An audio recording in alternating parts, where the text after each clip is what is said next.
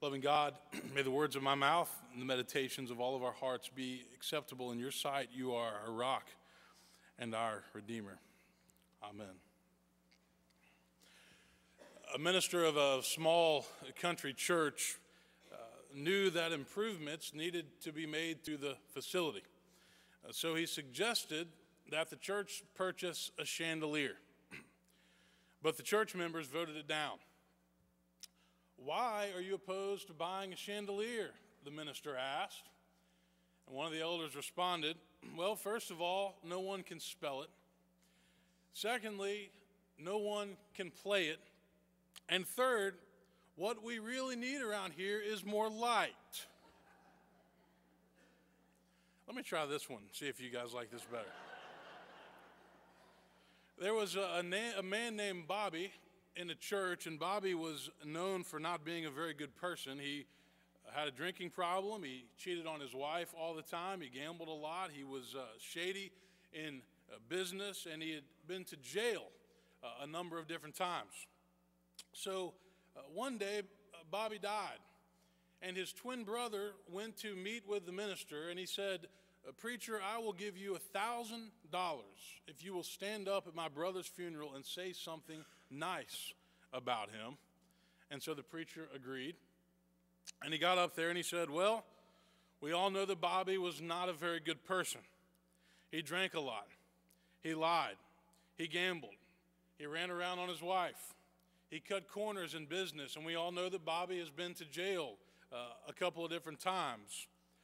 But compared to his twin brother, Bobby was an absolute angel."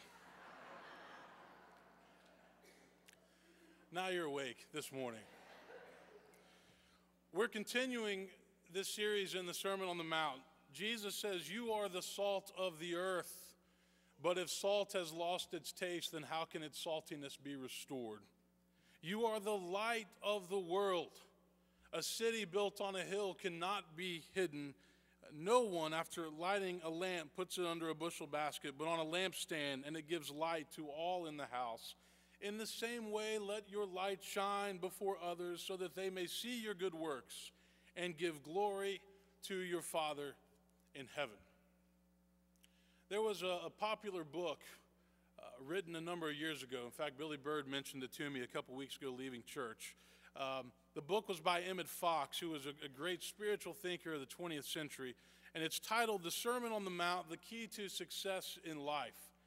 And in referring to this passage, Fox says this: "If you understand and accept the teachings of Jesus, and if you make every effort to practice them in every department of your own daily life, if you seek systematically to destroy in yourself everything which you know should not be there, things like selfishness and pride and vanity and sensuality and self-righteousness, self-pity, resentment, condemnation, and so forth, not feeding or nourishing them by giving in to them, but starving them to death by refusing them expression, if you extend the right thought loyally to every person or thing within your ken, especially to the people or things that you dislike, then you are worthy to be called the salt of the earth."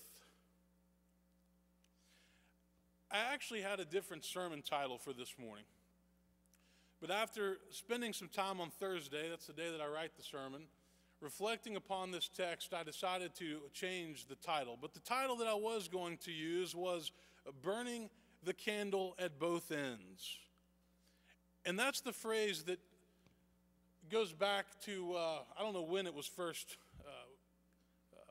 prescribed, but it's the thought of that you work day and night. You work during the day and then you burn the candle at night, so you're working all of the time. And I was going to talk about how we now live in a society where many people are workaholics.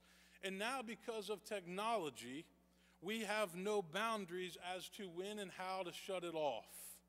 We're basically available all the time. And that expectation has become the norm. Now, some will argue that this is actually nice, that this is a convenience, because now you can respond to an email or a phone call without having to be in the office. And some people would say that is better, but I actually think that this is not better. I actually think that this is taking a tremendous toll on the health and well-being of our culture.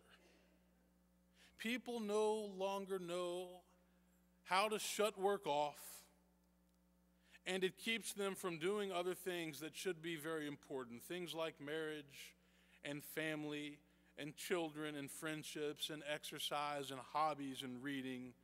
We seem to live in an age where boundaries are disappearing, and it doesn't seem, at least from my perspective, to be getting any better. There was a piece that appeared in the Harvard Business Review back in December, written by a guy named Ed Batista, who teaches at the business school at Stanford. But the title of it was "Happy Workaholics Need Boundaries, Not Balance." And what Batista said is that in our culture today, what we really need are three types of boundaries. Temporal boundaries, to designate certain times exclusively for family, friends, exercise, and other non-work pursuits. Physical boundaries, to ensure that we get out of our offices and our workplaces at regular intervals and create actual distance between us and our work, which also includes everything that is associated with our work. And cognitive boundaries, to help us resist the temptation to think about work and to focus our attention on the people or the activity at hand. And this, he says, is by no means an easy task, particularly given that so much in our work environment is designed to capture our attention. Email alerts and message reminders and blinking lights and flashing icons. Batista says that this subtle shift from simply balance to establishing boundaries isn't easy work, but it's worthwhile in trying to protect us from ourselves. See, what I've discovered is that working all the time and staying constantly busy is actually a common way for people to fill a spiritual void in their lives. It's a form of addiction. People stay constantly busy to keep the focus off of themselves. It's so they don't have to sit and be still for any long period of time and do that very hard personal reflection. It's also true that we live in a world where people put up fronts. They wear masks. They pretend to be something or somebody that they're not. People that are hurting put a smile on their face and try to pretend like everything is all right. People that are scared act like they are courageous and they try to pretend that they are being brave. People that have lost their job or their savings try to continue maintaining their same lifestyle even though they can't afford it because their bank accounts have been cut in half and they're hurting. People whose marriages are struggling act happy and pretend like everything is just fine when the reality is they cry themselves to sleep many nights. We also live in a world where many people spend all of their time trying to please others.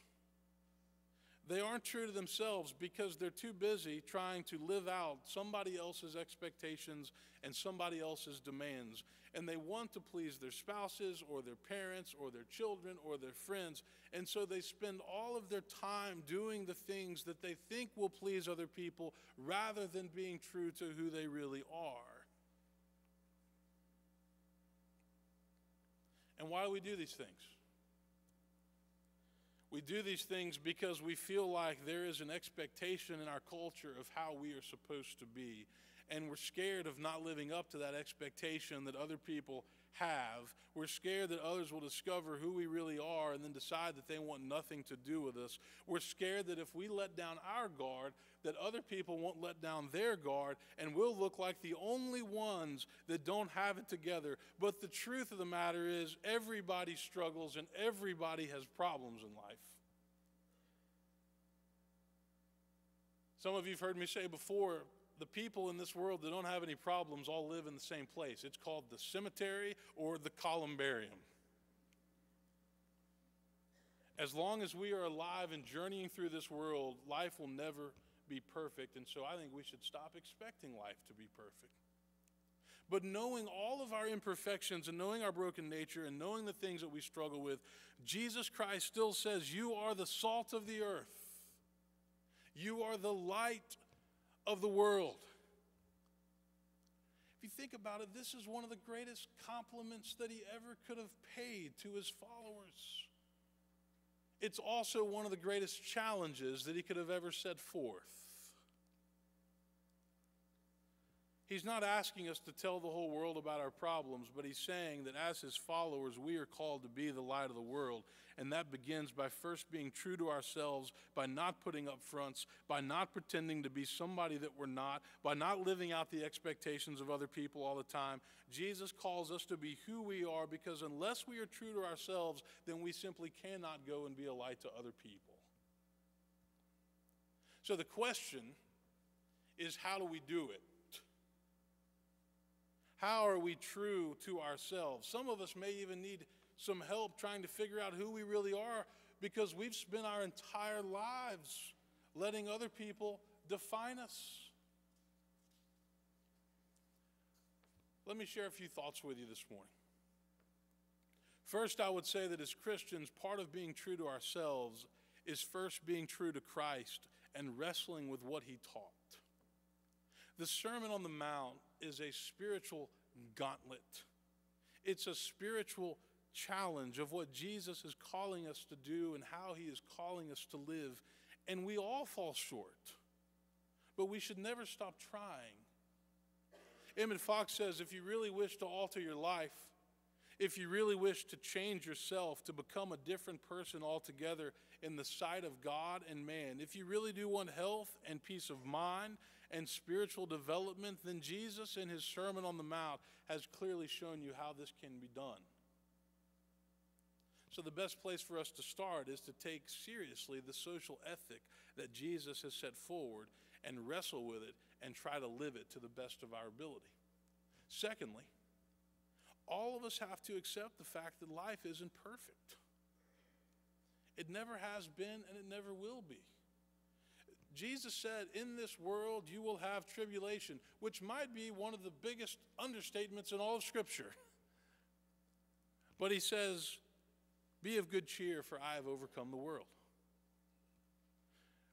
One of the things that I've learned in the time that I've spent counseling people while in the ministry is that everybody tends to think that when they go through a difficult time in life, that everybody else is looking at them and talking about them and pointing at them. The divorced person thinks that everybody else is saying, can you believe that their marriage didn't work out? The person whose granddaughter gets pregnant in college thinks that everybody else is judging their family. The person whose husband or wife has to go away to rehab for an alcohol or drug addiction thinks that everybody else is just amazed over what has happened. But here's the truth. And this might sound harsh, but people are not as concerned about your problems as you think they are. And you know why? It's because they're wrestling with their own problems in life.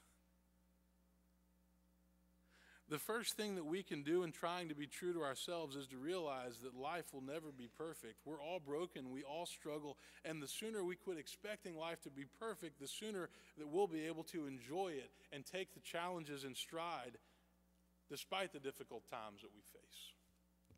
Third, we have to be intentional about making time for the things that matter most in life, and not just work all the time and not just stay busy all the time.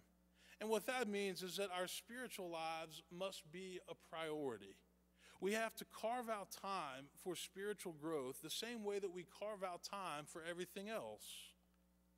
The first thing that people tend to neglect when they get busy, when they become workaholics, is their spiritual life. And I think it's largely because most people don't really know how to work on their spiritual lives. They don't know where to begin. Emmett Fox says that at the heart of the Sermon on the Mount is learning to focus on the inner being, the spiritual being, not just religious rules and expectations, but to focus on what is going on in our heart and in our soul and in our mind, which then leads to our actions, good and bad. You see, Jesus took it a step back. He did not come to abolish the law, but to fulfill it. He says, you have heard that it was said, do not murder, do not steal, do not commit adultery. But I say to you, focus on what gets you to that point. It's anger, it's envy, it's lust. Thoughts and emotions always come before actions, and Jesus knew that.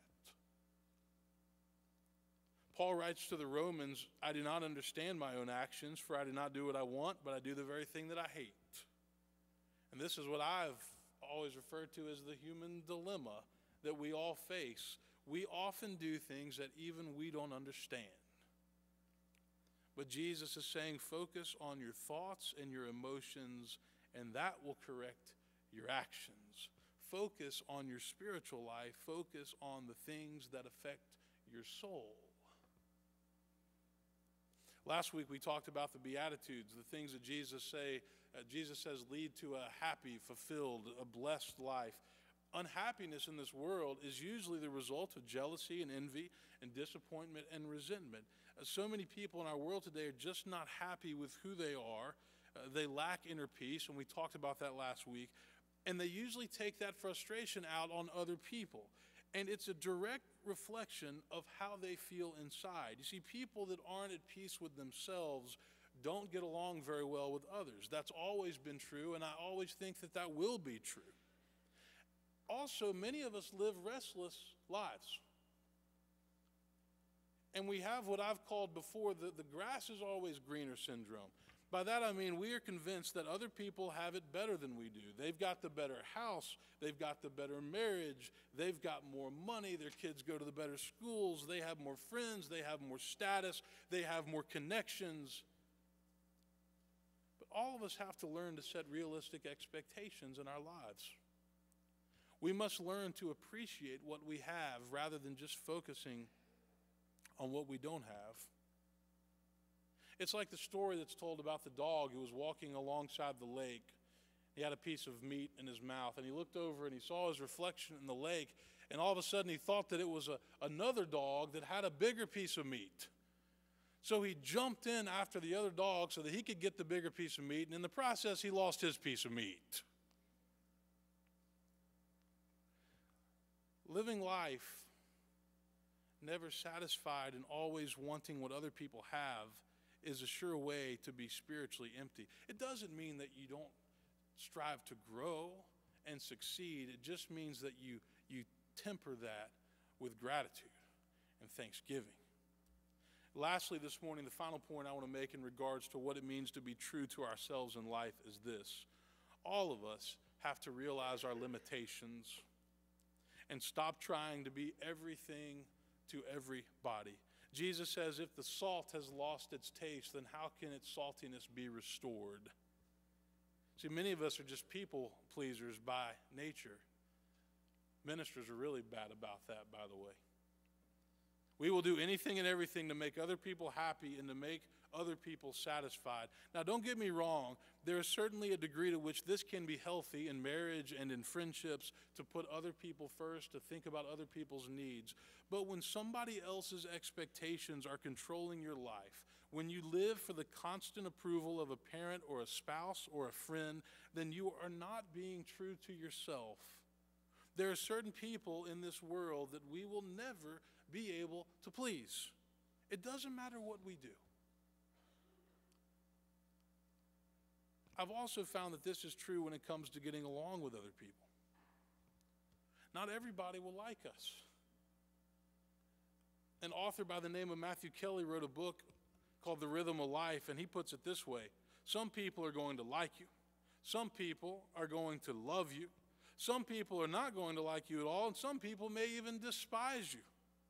So you might as well be yourself. That way, at least you will know that the people who like you for who you truly are.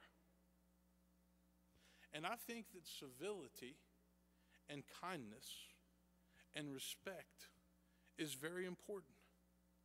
And learning to disagree with other people respectfully and without personally attacking them is absolutely essential. Because so many times what happens in life is we disagree with somebody. And then all of a sudden we jump to attacking their character or their purpose. But the mature thing is to be able to disagree with somebody, but to still love them for who they are. If we are to be true to ourselves, we can't go through life trying to please other people all the time, because that's not a healthy way to live. If you're constantly seeking the approval of others, then you'll never be able to develop the self-confidence that you need to be yourself. And when it's all said and done, being yourself is really what matters the most. Jesus says we are the salt of the earth. We are the light of the world. But to truly be the light of the world, we must first be true to Christ and true to ourselves, and not let the expectations and the demands of other people